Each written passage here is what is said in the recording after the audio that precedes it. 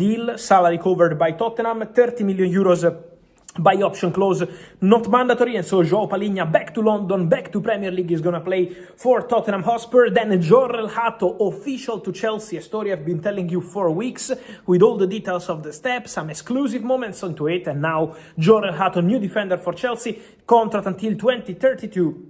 Also important to mention that Jorrel Hato will cost 43 million euros from Ajax. So one more official deal. Son to LAFC, deal agreed. So the Korean leaves Tottenham to join LAFC, ready to play in MLS. So many movements around the world, many updates. I also want to share something with you guys about Real Madrid, because Brahim Diaz turned 26 in the recent hours, and soon he will put pen to paper and sign a new contract at Real Madrid. Everything is verbally agreed. He accepted all conditions offered by the club. And then a very talented player, Abdellah Ouazan from Ajax, out of contract, who was on the verge of joining Real Madrid, and he didn't after the medical. Well, despite proposals from England, from other Spanish clubs, he decided to sign a new contract at Ajax. Same for his brother Zakaria, so Abdellah and Zakaria Ouazan will sign new contract at Ajax. Everything is agreed, and so one more step in this story, Ouazan is not going to Real Madrid, and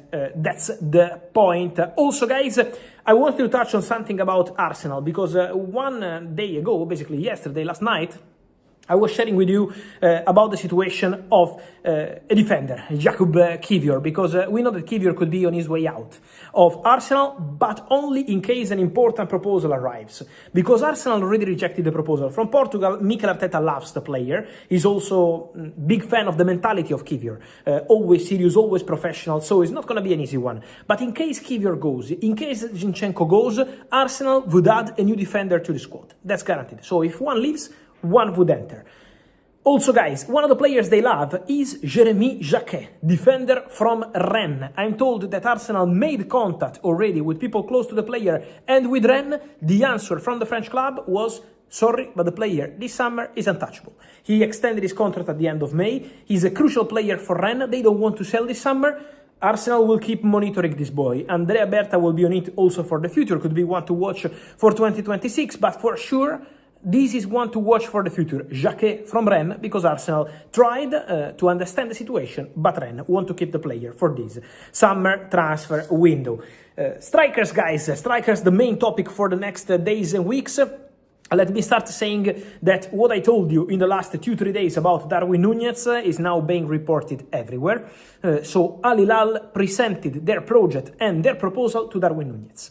I'm also told that Simone Inzaghi, Al Hilal manager, is fully involved in this story. Inzaghi would love to have Darwin Núñez in the squad. Liverpool and Al Hilal spoke to have this authorization for Al Hilal to speak to Darwin Núñez and his representatives. Now what happens? Liverpool are still waiting for a formal bid, but I don't think the agreement between the two clubs is going to be a problem.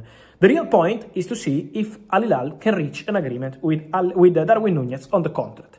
So, talks ongoing, Darwin, Al Hilal, yes.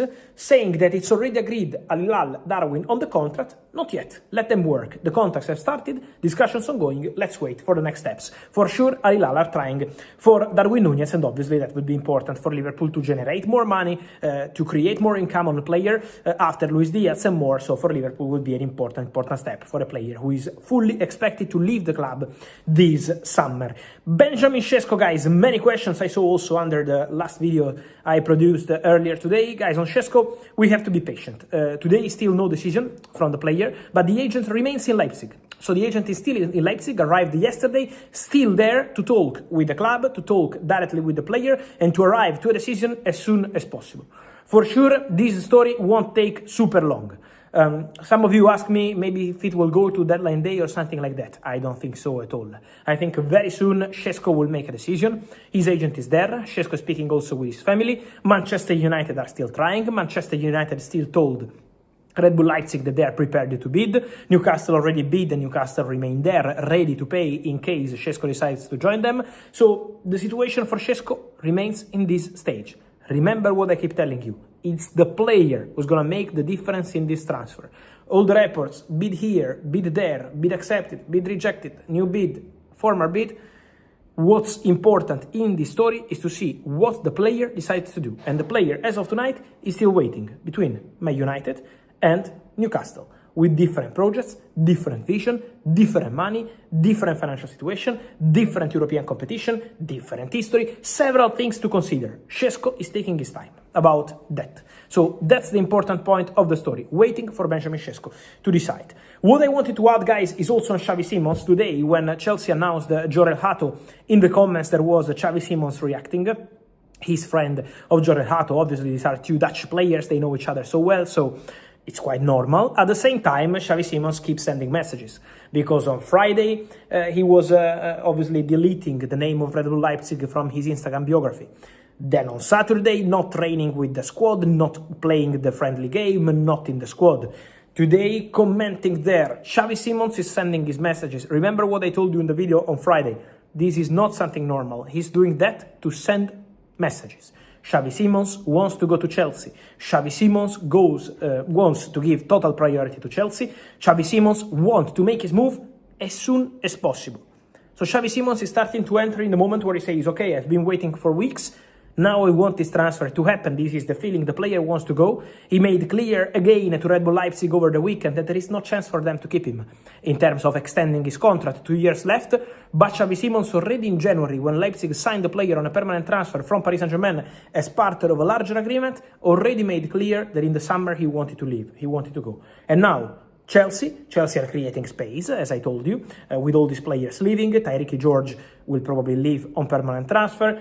We know about João Felix, we know about all the rest. Sterling expected to go, Broja to Burnley. Alexander Isak has once again been linked with a move to Liverpool as the Reds look to strengthen their attacking options.